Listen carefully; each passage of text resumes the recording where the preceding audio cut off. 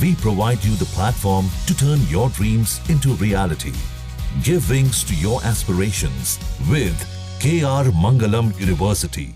तो कोई किरीट सोमैया को धमकाने का प्रयास करेगा, यूपी की राजनीति बम्बई में नहीं चलेंगे, इस प्रकार की बात करेगा, समाज की जमीन, सरकारी जमीन पे अवैध कब्जा किया होगा तो उसकी सेना के नेता के सामने भी कार्रवाई होगी। जिस प्रकार से लैंड जिहाद चला है, अनधिकृत मस्जिद बनाकर जमीन खाना, लाउड स्पीकर इलीगली जोर जोर से बजाना, मुंबई उच्च न्यायालय के निर्णय का पालन नहीं करना, यह मुंबई में नहीं चलेगा। भाजपा नेता और पूर्व सांसद किरीट सोमैया ने पूर्वी मुंबई के 72 मस्जिदों में चल रहे अवैध लाउडस्पीकरों के खिलाफ पुलिस में शिकायत दर्ज कराई है। उनका आरोप है कि मुंबई के उपनगर मानखुर्द गोवंडी में अवैध रूप से प्रतिबंधित लाउडस्पीकरों का इस्तेमाल किया जा रहा है। एक अधिकारी ने 6 अप्रैल को बताया कि भाजपा नेता ने 5 अप्रैल को गोवंडी स्थित शिवाजी नगर पुलिस स्टेशन का दौरा करके ये शिकायत दर्ज कराई है। आरटीआई से मिली सूचना के अनुसार गोवंडी की 72 मस्जिदों में अवैध तरीके से लाउडस्पीकरों का संचालन किया जा रहा है। बता दें कि पुलिस की मंजूरी के बिना अधिकारियों से तत्काल कार्रवाई करने को कहा गया है। पिछले कुछ महीनों से किरीट सोमैया इस मामले को उठाते चले आ रहे हैं, लेकिन उन्होंने धार्मिक परिसरों में ध्वनि प्रदूषण के खिलाफ अपना अभियान जारी रखा। आइए जानते हैं किरीट सोमैया ने इस बारे में क्या क्या कहा। वास्तव में मेरी ऑफिस में भी उस गृहस्थ ने फोन करके धमकी देने का प्रयास किया था। जो परसों मुंबई के गोवंडी शिवाजी नगर पुलिस स्टेशन में मैंने शिकायत की कि वहां पर 72 मस्जिद पे अनधिकृत लाउड स्पीकर लगे हैं। पुलिस ने भी वो मान्य किया और हमने मांग की है कि जो इल्लीगल है, अवैध गैर कानूनी लाउड स्पीकर मस्जिद पे लगे हैं, उनके ऊपर कार्रवाई होनी चाहिए और होगी। अब वो मुझे घर पे आके घुसकर मारने की धमकी दे रहा है तो उसका क्या करना हो मुंबई पुलिस देखेंगे।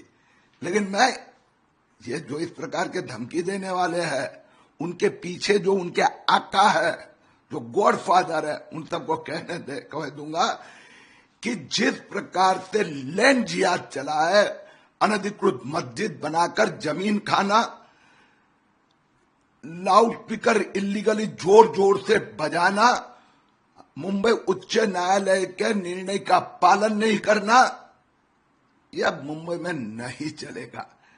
जो 2 लाख अवैध जन्म प्रमाण पत्र 2024 में दिए गए, उन बांग्लादेशियों के खिलाफ मैंने मुहिम शुरू की है।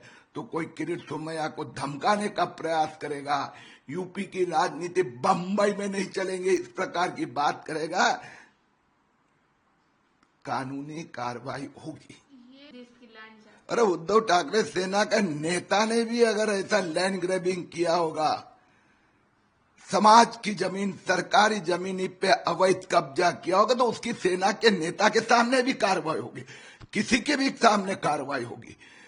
वक्फ बोर्ड के नाम पे जो वक्फ बोर्ड की जमीन जिन्होंने कब्जे में ली है, खाली मस्जिद का नाम लिखना और अवैध जमीन कब्जे में लेना, अवैध लाउडस्पीकर बजाना, उन सब के खिलाफ कार्रवाई होगी। और उद्धव ठाकरे सेना नेता क्या बोलेंगे?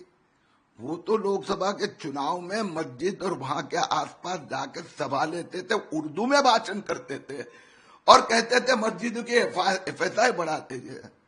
ऐसी कोई धमकियों से मैं डरने वाला नहीं हूं। और वो धमकी देने वाला गृहस्थ कौन सी पार्टी के नेताओं को मिलता जुलता है वो आप देख लोगे।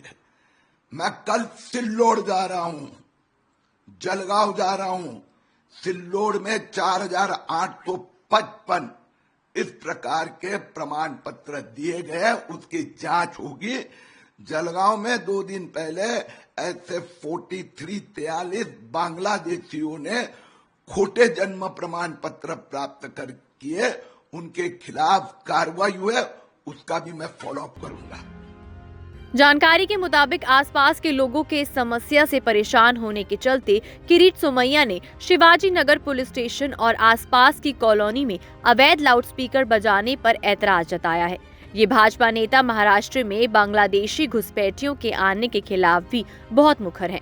उन्होंने कहा कि राज्य में अकोला से लातूर तक अवैध बांग्लादेशियों की मौजूदगी चिंता का विषय है। इन घुसपैठियों को भारत में घुसते ही फर्जी जन्म प्रमाण पत्र के जरिए फर्जी आधार कार्ड और अन्य फर्जी दस्तावेज मिल जाते हैं।